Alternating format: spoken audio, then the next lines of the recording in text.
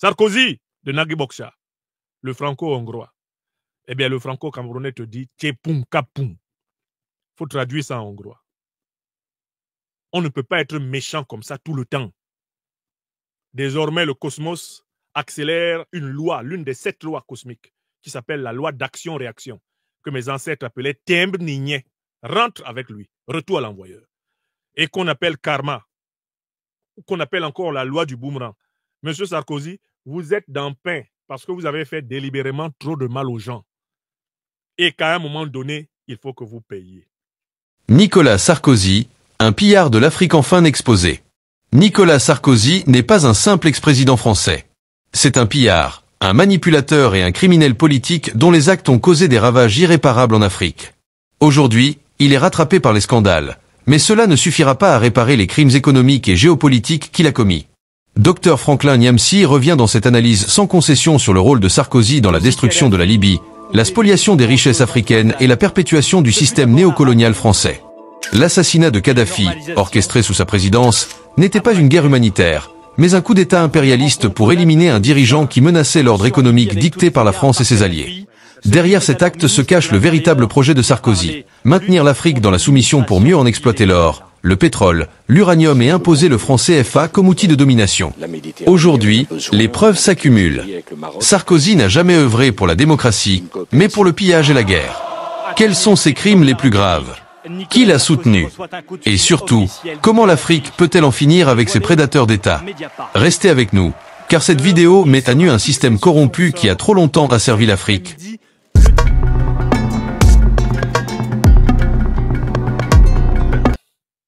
Paul Stéphane de Nagui Boksha Sarkozy est dans le pain. Je voudrais expliquer l'expression être dans le pain.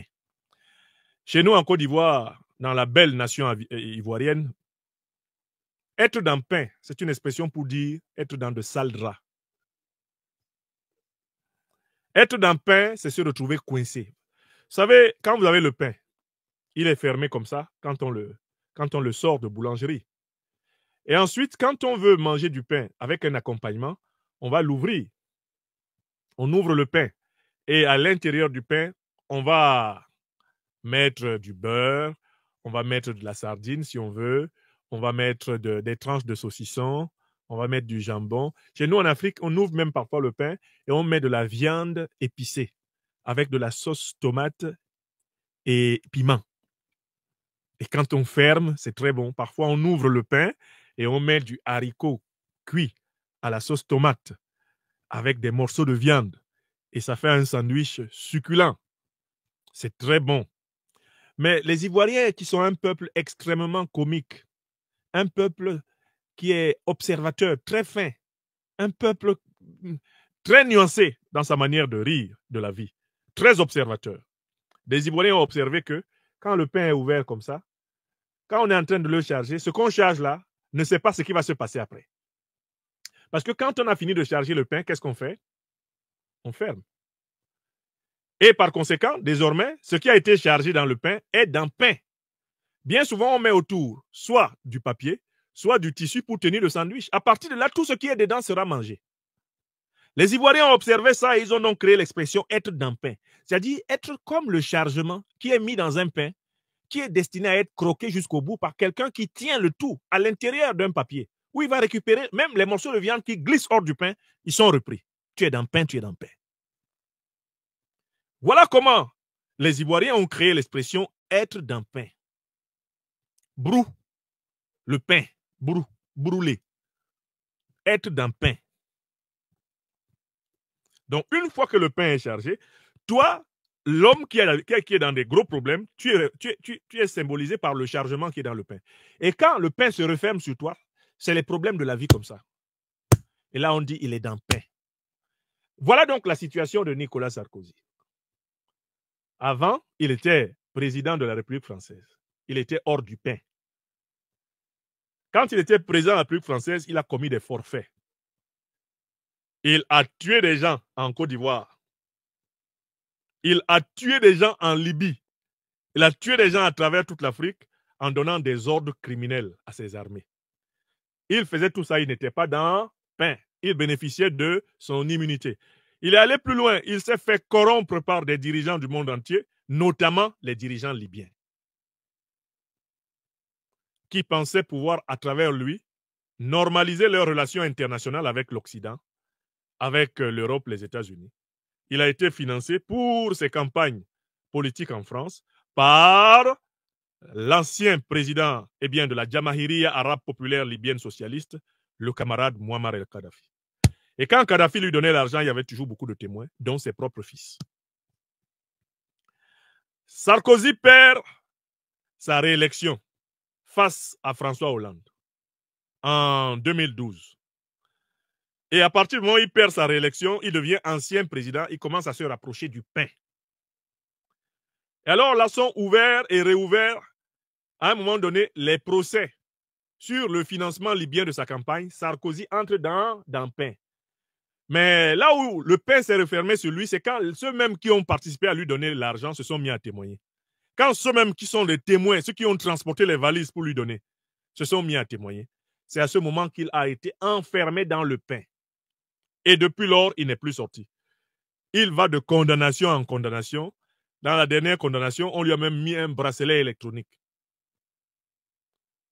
Ancien président de la République. C'est la première fois qu'un ancien président de la République se retrouve avec un bracelet électronique au pied en France.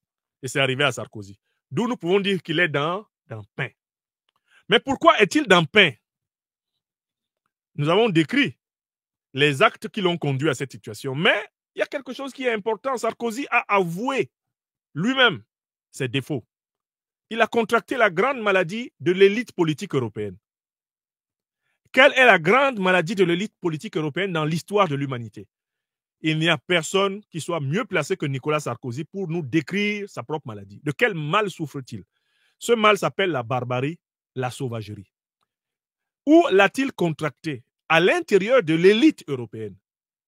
Et est-ce que Sarkozy reconnaît qu'il souffre de ce mal? Je dirais à moitié. Mais donnons-lui la parole. Monsieur Sarkozy, quel est le continent qui est à l'origine de la plus grande barbarie dans l'histoire de l'homme? Monsieur Sarkozy, venez. N'ayez pas honte. Vous méritez votre bracelet. Hein? Vous êtes reconnu comme un délinquant et un criminel. Vous méritez votre bracelet. Il ne faut pas faire pitié.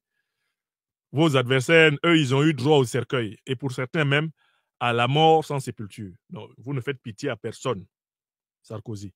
Dites-nous où est-ce que vous avez contracté la maladie qui vous a conduit à être dans pain. Sarkozy, vous avez la parole. Ouais, Sarkozy? Dites-nous. Ouais? Je vais vous dire une chose. Oui, dites. L'Europe, oui, de tous les continents du monde, ouais, est le continent le plus brutal. Très bien. Où il y a eu les guerres les plus sauvages. Ouais. C'est pas l'Afrique, c'est pas l'Asie. Voilà. C'est l'Europe. Très bien. Et je vais vous dire autre chose. Ouais. C'est pas au Moyen-Âge. Oui. C'est au XXe siècle. Merci, monsieur Sarkozy. C'est en Europe qu'on a exterminé des Juifs. Ah bon? C'est en Europe qu'on s'est battu. Oui. Quand on a dit, avec la guerre russo-ukraine, c'est le retour de la guerre qu'on n'avait pas vue, c'est une stupidité. Ah bon? Puisqu'on a oublié la Bosnie. Et vous oubliez la Libye et la Côte d'Ivoire.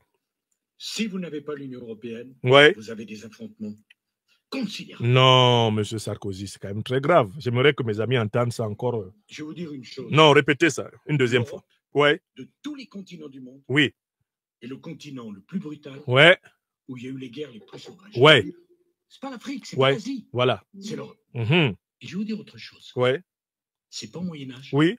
C'est au XXe siècle. Attendez, monsieur Sarkozy. Mes amis aimeraient vous voir dire ça. Allez-y.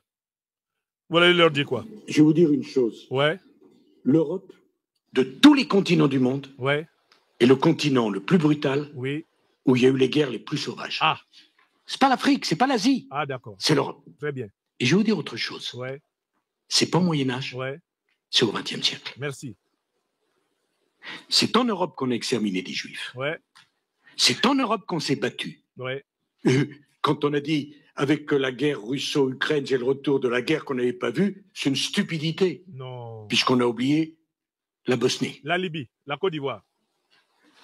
Si vous n'avez pas l'Union européenne, le Congo, vous avez des affrontements considérables. Ouais. Bon.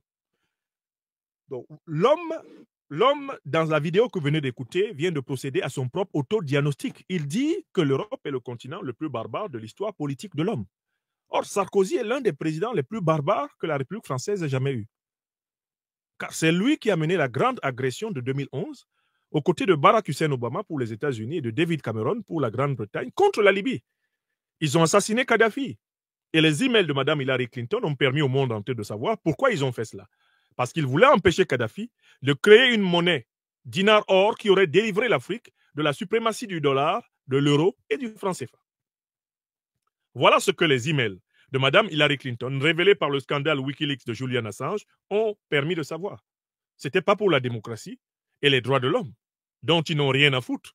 Parce que si l'Europe politique tenait tant à la démocratie et aux droits de l'homme, elle les aurait déjà instaurés en Arabie Saoudite, au Qatar, au Koweït, dans toutes les monarchies pétrolières où elle fait ami-ami avec les pires dictateurs.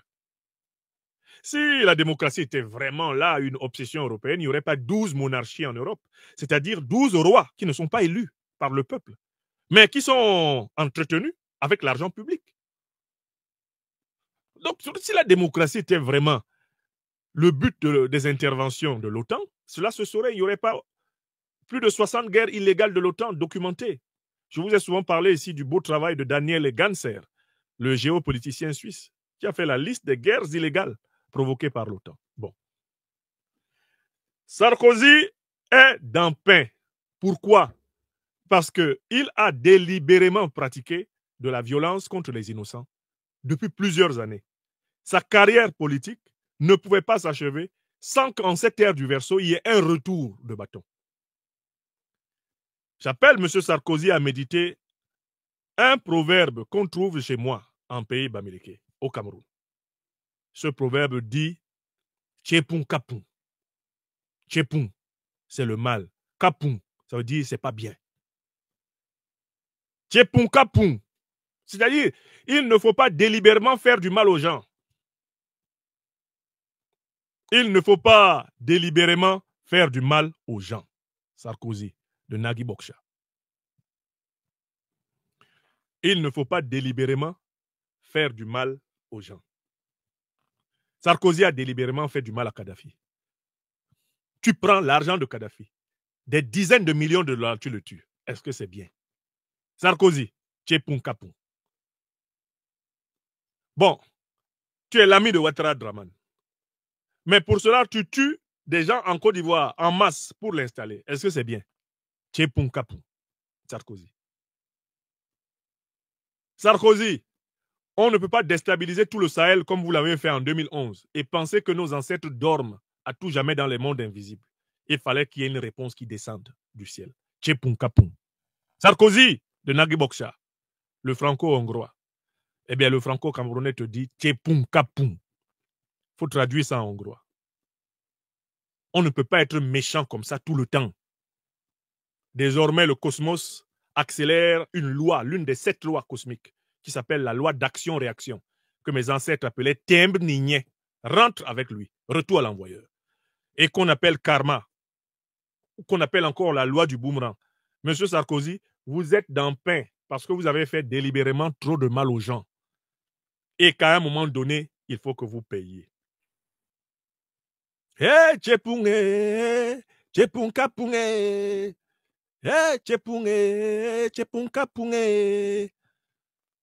J'ai chanté ça ici en imitant un doyen du pays bamileke qui m'a inspiré par cette belle chanson d'ailleurs qu'il a joué à sa guitare. Je l'avais reprise pour vous à la guitare ici. Tchepun Kapun. Si vous voyez Sarkozy à Paris, dites-lui Tchepun Kapun. Merci à vous, mes amis de Congo News. Tchepun Kapun. Si vous voyez Sarkozy, dites-lui qu'en langue africaine, ce qu'il fait là, ça nous inspire de lui rappeler un petit proverbe qui dit Tchepun Kapun. Faire délibérément le mal, c'est pas bien. Wallahi billahi talahi. Quand tu fais délibérément le mal, tu contractes une dette envers l'univers. Ça va et ça revient.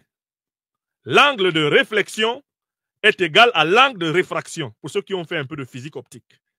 Mais c'est vrai sur le plan, c'est vrai sur le plan moral.